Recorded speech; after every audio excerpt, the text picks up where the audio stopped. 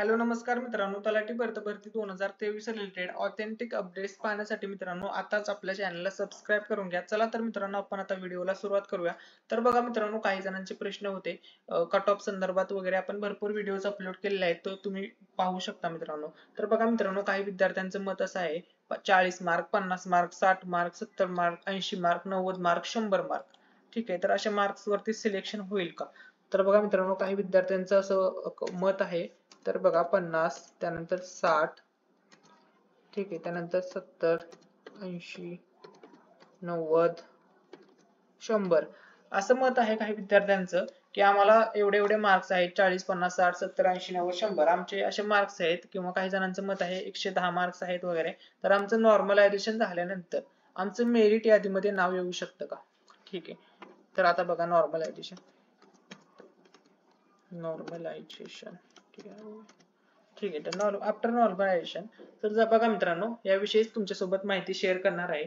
तर बघा मित्रांनो, तलाठी पद भरतीमधून 60 ते 70% जे विद्यार्थी आहेत मित्रांनो, ते डायरेक्टली अपात्र होणार आहेत. त्यांना कोणत्याही प्रकारची संधी भेटणार नाही, कुठल्याही प्रकारचा त्यांना चान्स भेटणार नाहीये. अगोदर कोणते विद्यार्थी अपात्र होणार हे तुम्हाला मी सांगतो. तलाठीचं जे काही नॉर्मलायझेशन आहे, तर ज्या विद्यार्थ्यांची शिफ्ट अवघड आहे मित्रांनो, त्यांचे मार्क्स वाढतील. आणि ज्या विद्यार्थ्यांची शिफ्ट इझी आहे मित्रांनो, त्यांचे मार्क कमी होतील.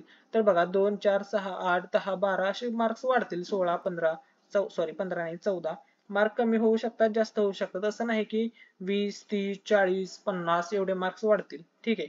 त्यानंतर बघा, भरपूर विद्यार्थ्यांना मित्रांनो 130, 140, 150 असे मार्क आहेत. या विद्यार्थ्यांची शिफ्ट अवघड होती, तर या विद्यार्थ्यांचे मार्क वाढतील, हे तुम्ही लक्षामध्ये घ्या.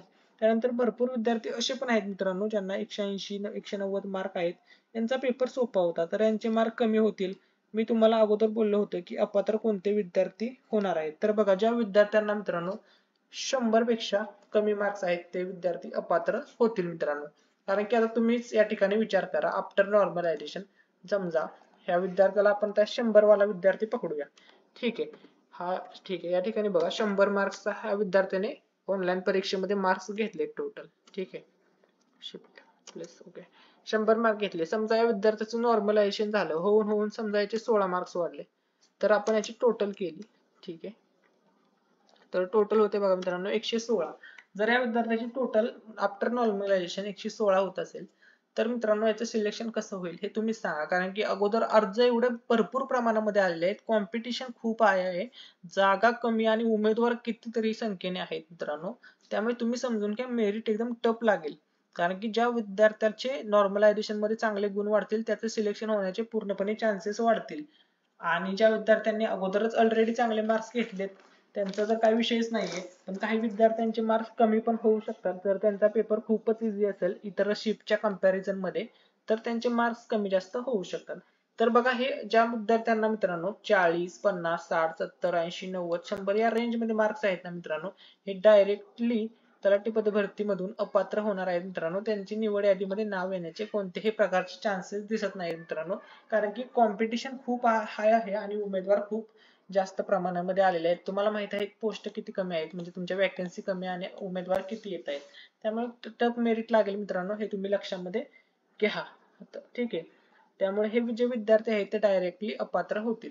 मित्रांनो, याच्या व्यतिरिक्त तुमचा अजून कोणता डाऊट असेल तर तो तुम्ही कमेंट सेक्शन मध्ये विचारू शकता. आणि हा व्हिडिओ मित्रांनो तुमच्या सर्व मित्रमैत्रिणींसोबत शेअर करायला विसरू नका. आणि वन्स अगेन सांगतो, लाईक आणि सबस्क्राईब केल्याशिवाय कोणी जाणार नाही. थँक्यू सो मच, धन्यवाद.